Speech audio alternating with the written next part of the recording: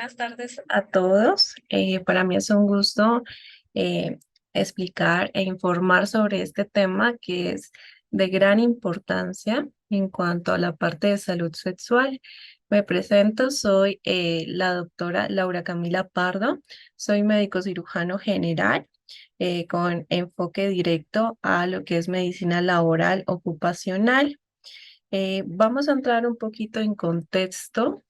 La salud sexual directamente tiene varios enfoques, pero lo más importante en este caso es entenderla no solo como una actividad de tipo sexual, sino entender todos los enfoques que existen desde la parte de salud y bienestar, tanto para nosotros como personas, como para nuestro entorno como tal. Bueno, si gustan, empezamos con unos conceptos que es muy importante conocerlos. Eh, la salud sexual es definida ante la Organización Mundial de la Salud como un estado de bienestar físico, mental y social en relación a toda la parte de sexualidad y no solamente la ausencia de enfermedad o los problemas que puedan presentarse en cuanto a lo patológico o malestares que se puedan generar. Esto viene enfocado directamente a nuestra parte orgánica, nuestra parte emocional, nuestros ámbitos como tal y todo lo que rodea nuestra sexualidad como seres humanos. Para ello se requiere un enfoque positivo y respetuoso ante la sexualidad y de las relaciones sexuales, así como la posibilidad de tener experiencias sexuales placenteras y seguras y libres de toda coacción, discriminación y violencia, lo cual es muy importante, ya que estas características nos llevan a tener una salud sexual plena, como lo indicaba, tanto para nosotros como para nuestro entorno. La Organización Mundial de la Salud también nos indica que para que todas las personas alcancen y mantengan una buena salud sexual, se deben de respetar, proteger y satisfacer sus derechos sexuales, los cuales existen. Y más adelante voy a dar como un resumen porque es muy importante que conozcamos nuestros derechos en el ámbito sexual, ¿correcto? También es muy importante diferenciar ciertos conceptos en los cuales es muy importante que entendamos la definición en cuanto a la parte de sexo y sexualidad, lo cual son conceptos muy diferentes. Cuando nosotros hablamos de sexo, nos estamos refiriendo directamente a lo orgánico, lo que nos diferencia a nosotros mujeres y hombres y a lo que son las características biológicas con las cuales nosotros nacemos. De allí se establece la parte del género, lo cual es muy, muy importante, pero también es de gran importancia y lo voy a resaltar, que nosotros cuando nacemos nos diferenciamos de hombres y mujeres, pero existe una condición en la cual podemos tener caracteres tanto femeninos como masculinos, inclusive desarrollar órganos femeninos y masculinos, lo cual no debemos de ser excluyentes con estas personas, a la cual llamamos como tal hermafrodismo. Entonces, eso es como el concepto que hablamos de la parte de sexo. Ya cuando hablamos de sexualidad como tal, abarca todo lo que ya he mencionado, nos abarca todo lo que son las identidades, los roles de género, la orientación sexual, el erotismo, el placer, la intimidad de pareja, la reproducción y lo que sentimos en cuanto en este ámbito y expresamos a través de pensamientos, fantasías, deseos, creencias y actitudes en los cuales nos han enseñado a lo largo de la vida y como sabemos, toda la parte sexual puede estar influenciada como tal por factores biológicos, psicológicos, sociales, económicos, políticos, etcétera, etcétera. Perfecto. Bueno, no sé si puedas pasar un poco la diapositiva. Bueno, esto fue lo que yo ya abarqué y expliqué como tal las definiciones. Ahora vamos con la parte de los derechos sexuales. Es muy importante que los identifiquemos y los reconozcamos, ya que al alterarse o al afectar o al ser vulnerado alguno de estos derechos, podríamos entrar inclusive en un tema legal, ya que son muy importantes y, como su nombre lo dice, son nuestros derechos sexuales de cada individuo. En cuanto a los derechos sexuales, lo relacionamos con el derecho a la vida, la libertad, la autonomía y la seguridad de la persona. Aquí hablamos sobre todo de la libertad y sobre todo con respeto hacia los pensamientos, ideas, creencias que cada persona tengamos respecto a la sexualidad. También hablamos del derecho a la igualdad y a la no discriminación. Nosotros, como lo venía mencionando, debemos de respetar pues cada creencia y tratar de mantener esa igualdad para no generar un conflicto ni vulnerar estos derechos.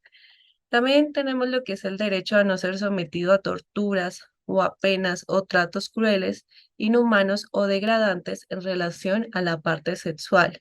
Nadie puede obligarnos y nosotros somos autónomos de como tal tomar nuestras propias decisiones y nadie tiene por qué obligarnos ni decirnos qué debemos de hacer y mucho menos someternos a este tipo en el ámbito sexual. Es importante el derecho a la privacidad, no puede ser vulnerada. Cada uno de nosotros tenemos nuestra propia privacidad en cuanto a la parte sexual y es muy importante tenerlo presente. También tenemos derecho a la salud, incluyendo la salud sexual.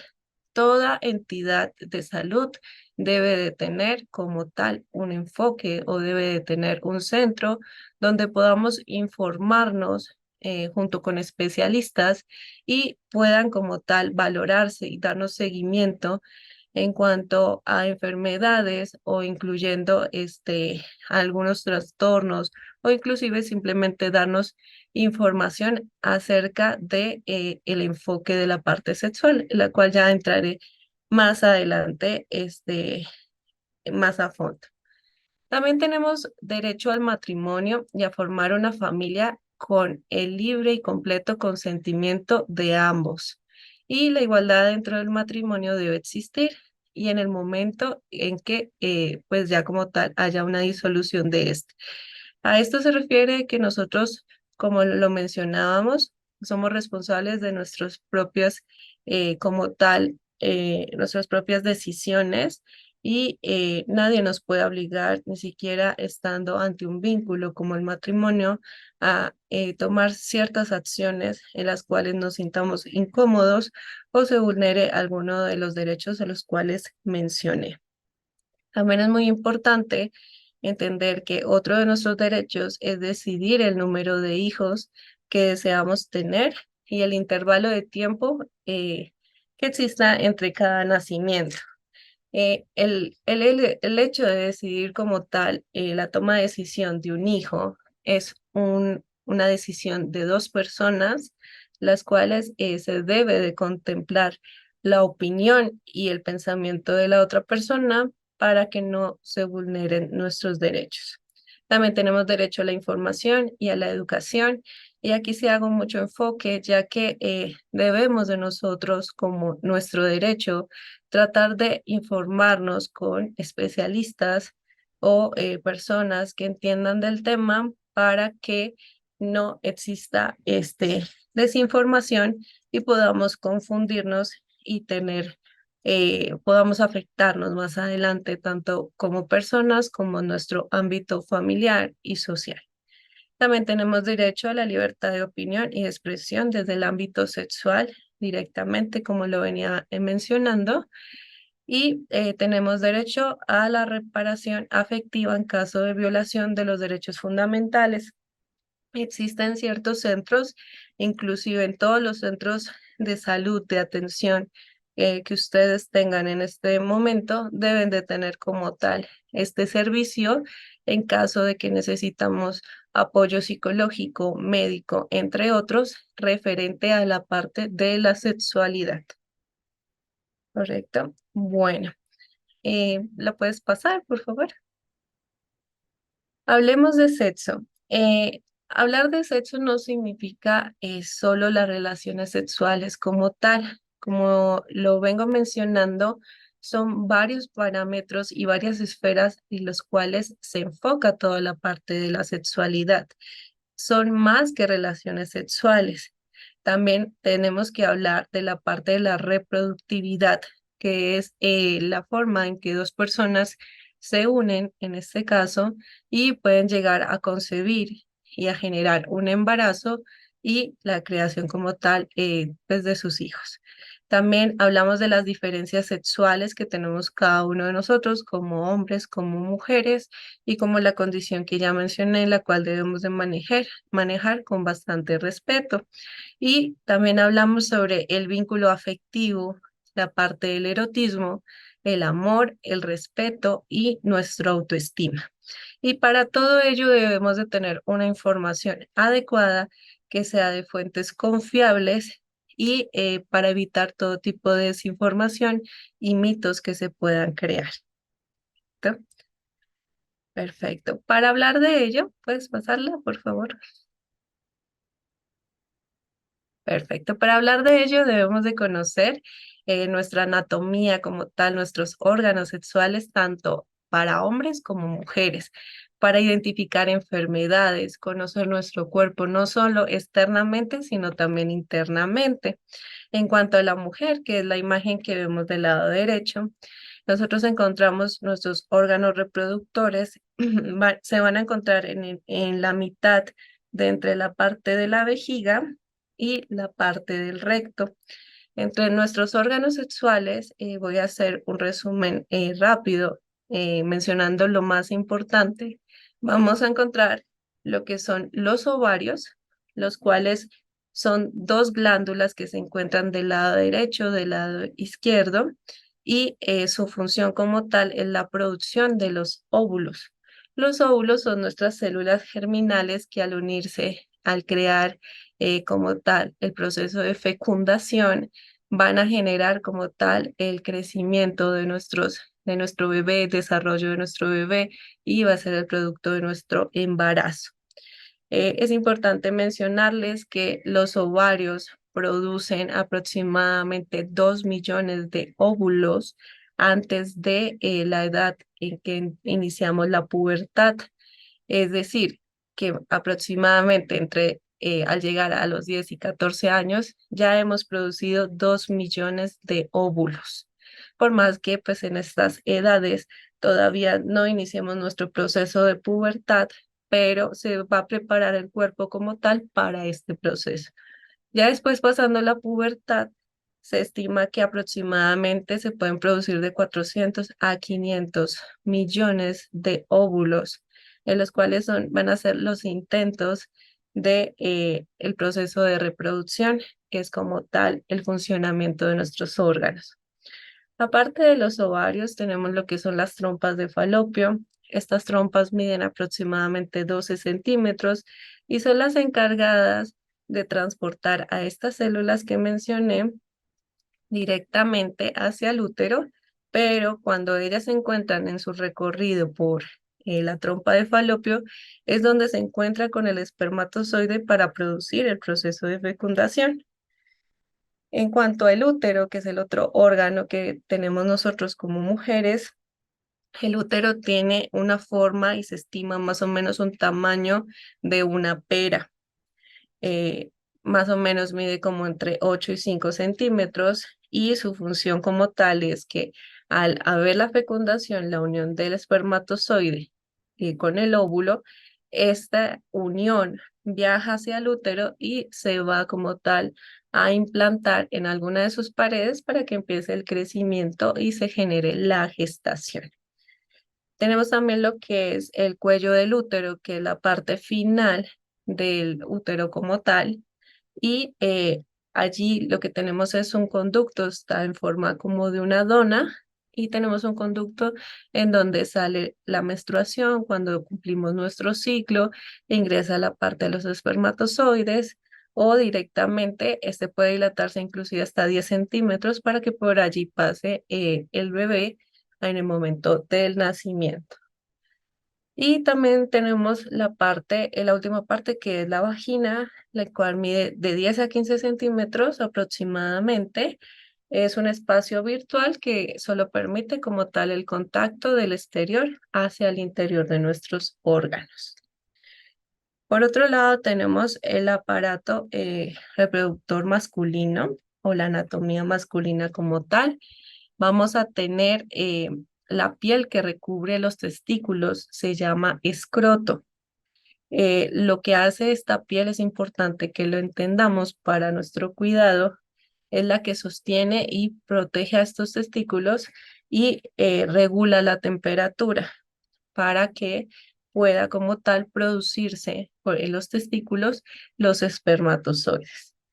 Los testículos, por otro lado, son las glándulas, las cuales se producen los espermatozoides y se producen hormonas como la testosterona.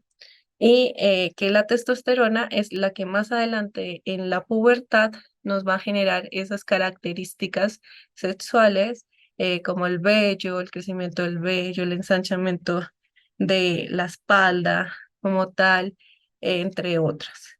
Perfecto. También tenemos como tal la parte del epidimio, que es un conducto que transporta como tal los espermatozoides, entre otros. Lo más importante en este caso, en cuanto a la anatomía femenina y masculina, su funcionamiento, en cuanto les hablaba de la parte de reproductividad, es como tal llegar a la fecundación y pues como lo mencionaba, no solo es el funcionamiento, sino también hacerlo de manera responsable y que sea una decisión entre dos personas. La fecundación, hablamos de las células como tal del espermatozoide por parte del hombre y del óvulo por parte de la mujer, en donde en cada eyaculación, es decir, en el esperma, podemos encontrar de 15 a 200 millones de espermatozoides que van a pasar por toda la anatomía femenina hasta llegar solo uno a poder concebir y generar el proceso de fecundación. ¿Correcto? Es muy importante ya que al unirse estas dos células se va a producir como tal una división celular, cual va a permitir todo el proceso de desarrollo de los órganos y a nivel celular hasta el crecimiento directamente por 9 meses el crecimiento de nuestro bebé. Perfecto. Importante tenerlo presente. También es muy importante conocer, como lo mencionaba, la parte de la anatomía y estas funciones anatómicas, porque es importante reconocer, ahora si hablamos de lo patológico en cuanto a la salud sexual, conocer ciertas enfermedades que pueden producirse en nuestros órganos. ¿Puedes pasarlo, por favor?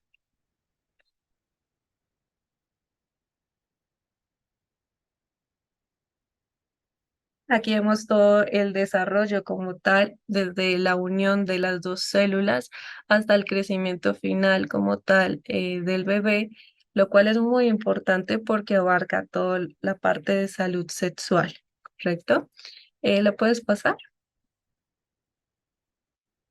Bueno, vamos a hablar algo muy importante que son las enfermedades de transmisión sexual, las cuales debemos entender que son infecciones que se transmiten por contacto sexual o se pueden transmitir de la madre a su hijo durante el embarazo o durante el parto o pueden ser transmitidas por fluidos o productos sanguíneos infectados pueden causarla inclusive más de 30 productos infecciosos como bacterias, virus y parásitos. Y lo podemos adquirir todas las personas que nos encontremos que tengamos una actividad sexual activa y que no usen preservativos, sin importar el sexo, la raza, la orientación sexual o el estatus económico.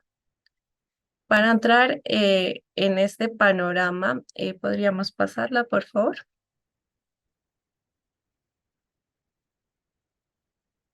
Es importante entender ciertas estadísticas que se han manejado, son estadísticas reales. La Organización Mundial de la Salud nos comenta que diario 1 millón de personas contraen una enfermedad de transmisión sexual, lo cual es muy alarmante y esto viene en ascenso.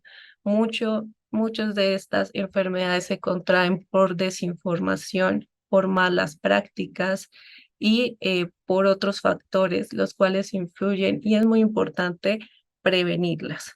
Perfecto. También nos muestra que por estadísticas, por año, nos mencionaba que 45,7 millones contraen el virus de inmunodeficiencia humana, conocido como VIH. 296 millones de personas padecen ya hepatitis B, ya tienen el contagio. 300 millones de personas contraen el virus de papiloma humano, los cuales ya más adelante hablaré. 374 millones contraen otro tipo de enfermedades de transmisión sexual, en cual está la clamidia, la hemorragia, sífilis, tricomona, y 500 millones de personas contraen el virus de herpes simple.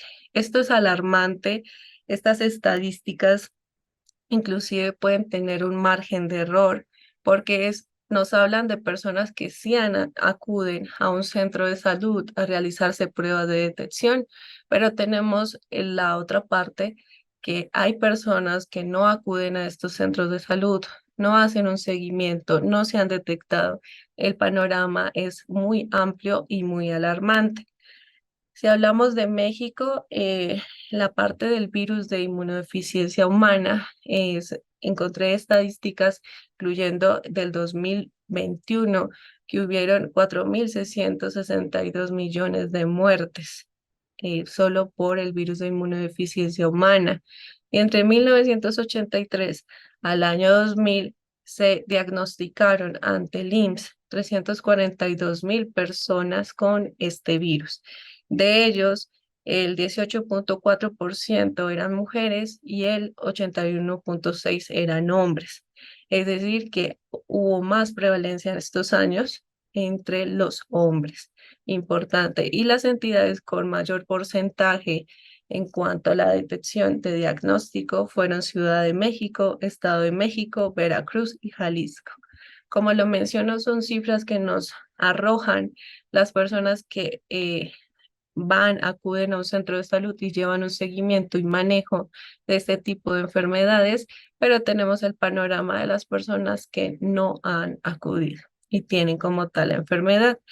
Es decir, que en México, 3 de cada 100 mexicanos se puede decir que tienen una infección o enfermedad de transmisión sexual.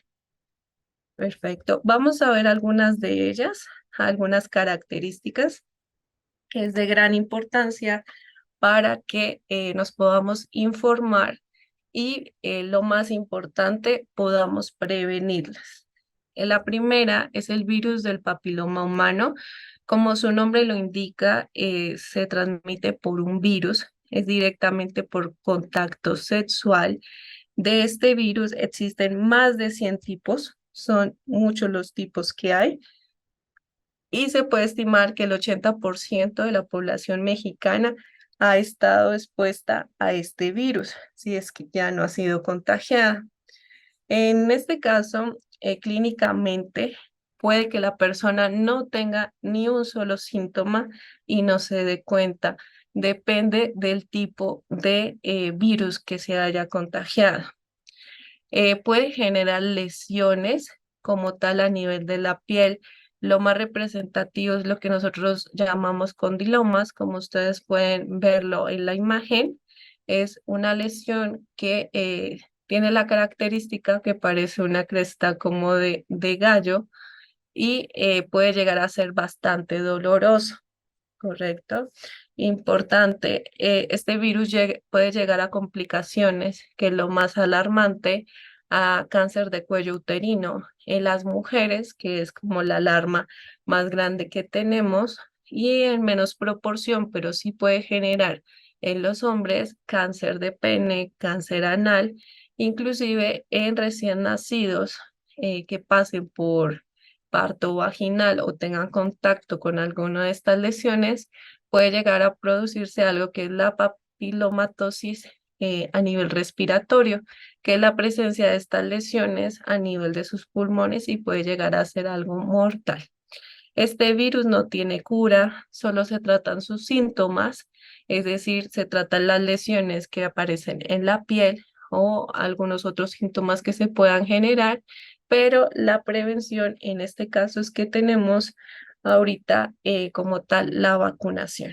La vacunación va directamente para la población femenina, que es la que mayor índices de daños que se han generado y lo podemos aplicar desde los 9 años. Recordar que son 3 dosis.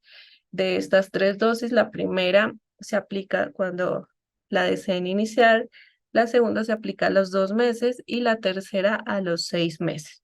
Es la prevención que debemos de tener y también nosotros las mujeres también debemos de tener presente realizarnos nuestro Papá Nicolau anualmente. Si no hay un hallazgo que en el Papá Nicolau, lo vamos a dejar anualmente y si no, cada 6 meses. Ya depende de lo que aparezca. Aparte del virus de papiloma humano, vamos a hablar de otra enfermedad que es el herpes genital. El herpes genital es una enfermedad que tiene dos tipos. Existe un herpes que no está asociado con la parte sexual, no se considera una enfermedad de transmisión sexual, que es la que muchas personas tienen, yo creo que el 88% tienen, que es el que aparece a nivel de la boca, que es una ampolla que sale en la boca. No todas las ampollas que salen en la boca significa que tienen herpes. Este no tiene nada que ver con una afectación sexual. El que ya se genera a nivel genital, sí estamos hablando de un herpes y es el tipo 2. El de la boca es el tipo 1. El del tipo 2, que es el que vamos a hablar, puede presentarse directamente. La persona puede que tampoco presente algún síntoma o puede presentarse como tal la presencia de estas vesículas que vemos en la imagen, que son unas ampollas unas vesículas que vienen en grupo y pueden ser bastante dolorosas, un dolor como si quemara. Como las complicaciones de esta enfermedad como tal puede generar estas lesiones cutáneas, es decir, en la piel, puede llegar a lesionar como tal los nervios, porque siempre se asocia donde pasa algún nervio, aparece o puede generar otro tipo de infecciones. Esta enfermedad tampoco tiene cura, solo se tratan sus síntomas y al tratarla puede volver a reaparecer en cualquier momento. Entonces es importante tenerlo presente. La otra enfermedad, la cual quería informarles, es la blenorragia o llamada gonorrea. Esta es causada por una bacteria que es la Neisseria.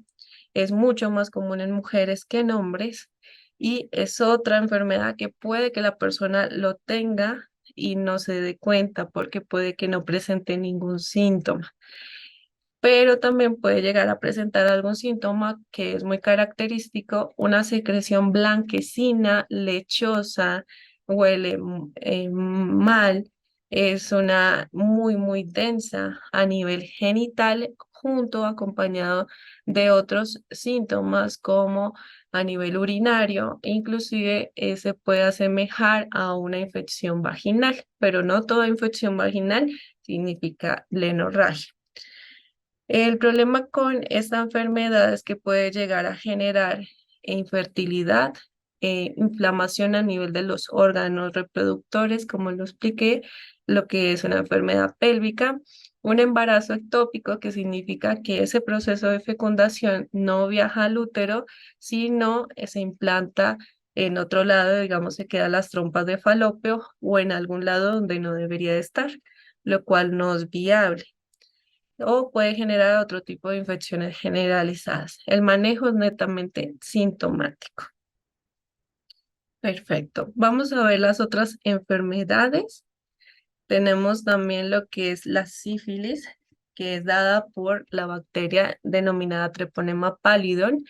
Esta empieza con unas ampollas directamente en el área genital que se denominan chancro. Como los vemos en la imagen, son grandes y planas. Si esta enfermedad no se detecta a tiempo y no se trata, puede empezar a invadir otros órganos como tal y puede llegar a diseminarse y generar lo que son erupciones cutáneas, que es como tal como tal granos, como tal en otro sitio.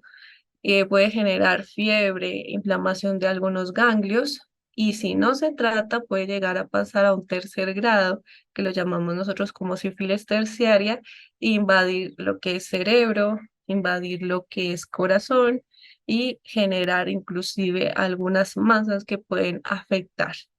Las complicaciones, como lo mencionaba, pueden generar daños neurológicos a nivel cerebral o toda la parte nerviosa o a nivel del corazón y pueden ser daños irreversibles. En cuanto a la parte del embarazo, de la gestación, la madre puede también contagiar a su hijo y puede como tal contagiar esta enfermedad y desarrollar lo que es sífilis congénita, lo cual es grave para como tal el embarazo y el bebé como tal. Y también puede generar lo que son tumores. Esta enfermedad no tiene cura, lo que se hace es tratarla en el momento para que no progresen como tal los síntomas, pero se debe tener un seguimiento por laboratorio, un seguimiento médico, ya directamente según la aparición de síntomas. La otra enfermedad que tenemos es la hepatitis B. La hepatitis B se considera la novena causa de muerte a nivel mundial. Puede presentarse con síntomas gastrointestinales. Entre los más característicos está un dolor abdominal con relación y presencia de pronto la orina muy oscura. De pronto que veamos ictericia significa que presenta en alguna parte de su cuerpo algo amarillo, puede ser los ojos amarillos, manos amarillas, inclusive el cuerpo se puede ver color amarillo. Acolia, que significa que las heces están no de color café como deberían de estar, sino blancas. Y otros síntomas como tal.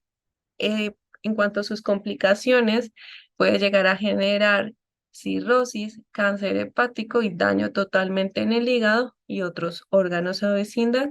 El manejo es directamente hospitalario y puede llegar a requerirse inclusive el trasplante del hígado.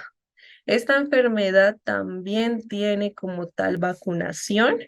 La vacunación se da en la infancia y lo que se busca con esta vacuna es prevenir el desarrollo de cáncer a nivel del hígado.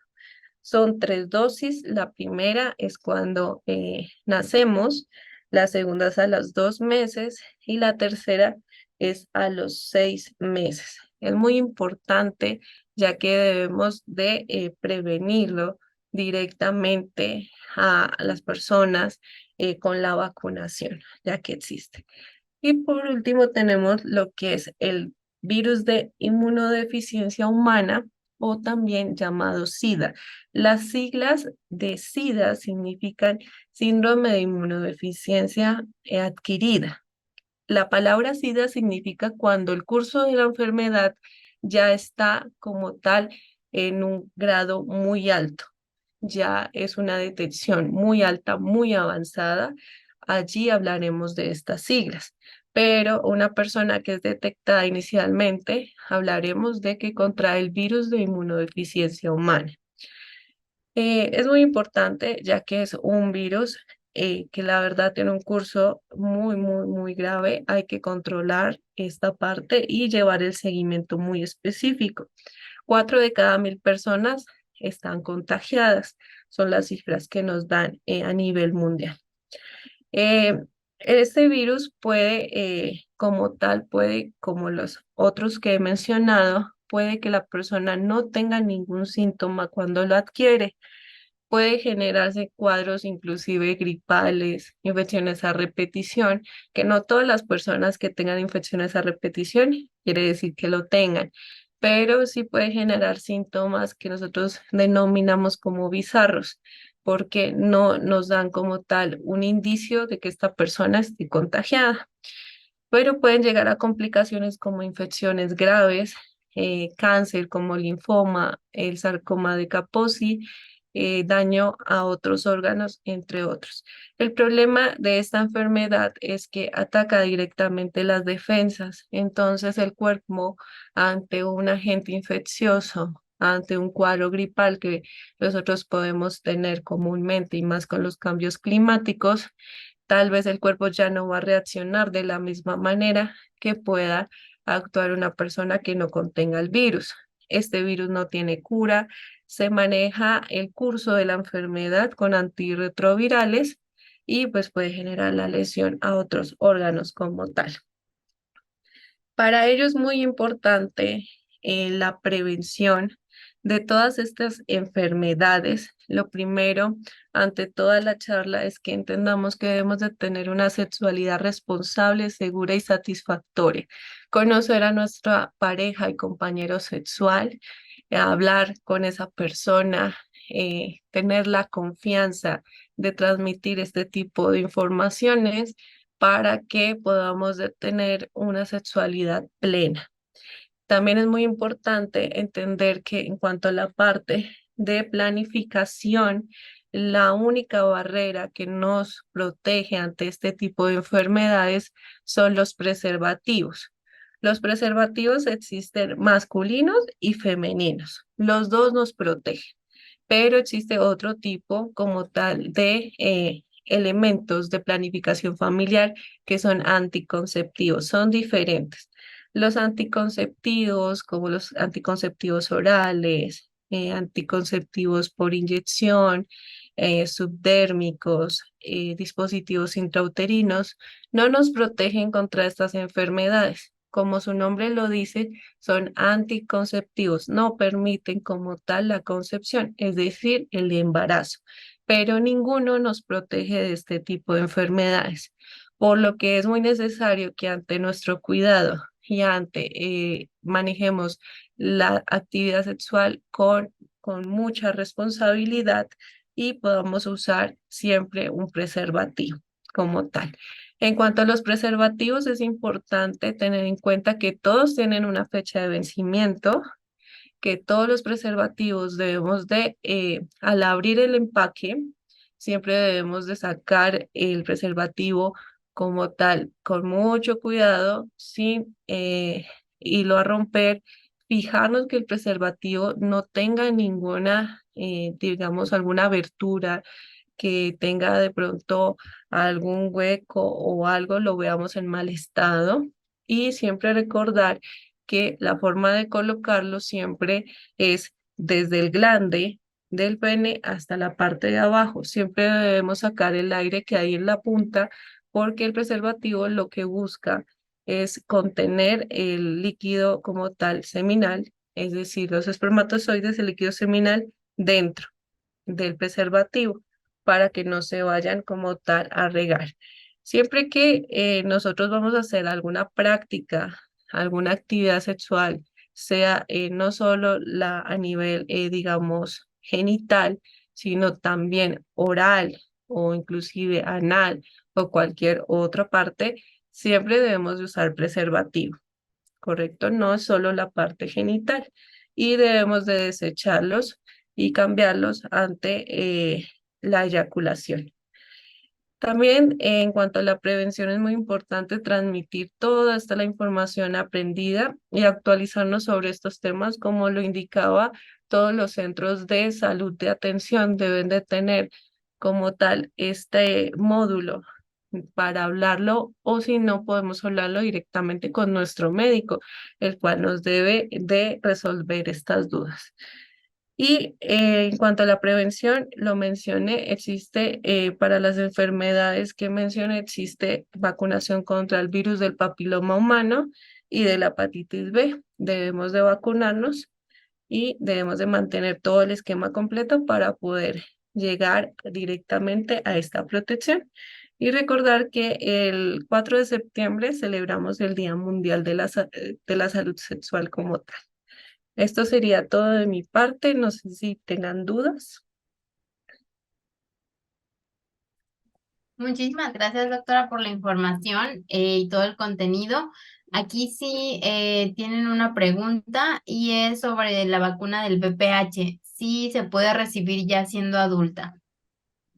Sí, directamente está desde los 9 años y lo podemos recibir. Tenemos hasta los 36 años en algunos centros como tal, pero lo podemos iniciar desde cualquier edad. Súper, doctora. Mm, y preguntan, ¿cuánto tiempo después de un encuentro es recomendable hacerse una prueba por VIH y por un posible riesgo? Cuando tenemos un riesgo de contagio, directamente no la debemos de hacer pasando los 4 o 5 días. Podemos hacer lo que es una prueba rápida. La prueba rápida es la ELISA y ya si llegamos a tener alguna alteración, digamos, la ELISA llega a salir positiva o está como de pronto que sí podemos ahí tener algo de riesgo de contagio, ya pasaríamos a una prueba confirmatoria que es la llamada Western Blot, pero podemos hacerlo los 4 días posteriores. Súper, doctora. No sé si hay alguna otra duda, pregunta. Realmente es mucha, de mucha ayuda la información que nos acaba de compartir, doctora. Y justo, ¿no? Tener esta parte de cuidado, responsabilidad. Igualmente, este webinar va a quedar grabado y se va a compartir a nuestro canal de YouTube para que puedan compartirlo las personas que están a su alrededor, porque son temas que a veces nos causan un poquito de ruido y a veces también nos da un poquito de miedo, ¿no? Hacer las preguntas o estos temas que son, a lo mejor se consideran un poco sensibles, pero que son muy importantes y estar informados, ¿no? En cuanto a todas estas situaciones de prevención, de cuidado y demás. Entonces, esperamos que toda esta información les haya servido muchísimo y que pues vayamos teniendo un mejor o un mayor cuidado, ¿no? En cuanto a esta parte. Y por último nos preguntan, ¿qué tan recomendable es vacunar a las niñas si están en pleno desarrollo contra VPH?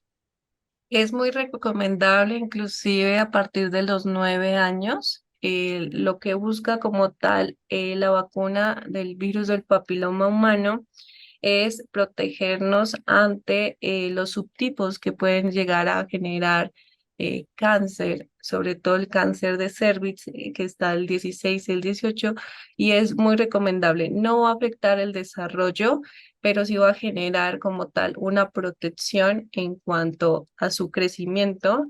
Cuando empiece como tal su actividad sexual, vamos a mantener esa protección que es muy necesaria. Súper. Muchísimas gracias, doctora, por la información. Creo que hasta ahorita no hay alguna otra duda. Si no es así, creo que sería todo de nuestra parte. Igual, compartimos nuevamente la invitación a el cuidado de nuestra salud, que igualmente también si tienen algún síntoma, alguna duda, pregunta o demás, justo con el objetivo de prevenir, pues también consultarse dentro de la aplicación con los médicos, con nuestros médicos generales, justo para pues abordar estos temas también, ¿no? Que son muy importantes. Entonces, si no hay ninguna pregunta más, creo que sería todo de nuestra parte, doctora. No sé si tenga algo más que agregar. Siempre tratar de manejar la parte de sexualidad con responsabilidad, mucho amor, transmitir este mensaje a nuestras parejas, nuestras familias y nuestro entorno para que juntos podamos prevenir todas estas entidades, podamos cuidar nuestro cuerpo y manejar este tema con el mayor respeto. Eso sería todo de mi parte, que tengan un excelente día.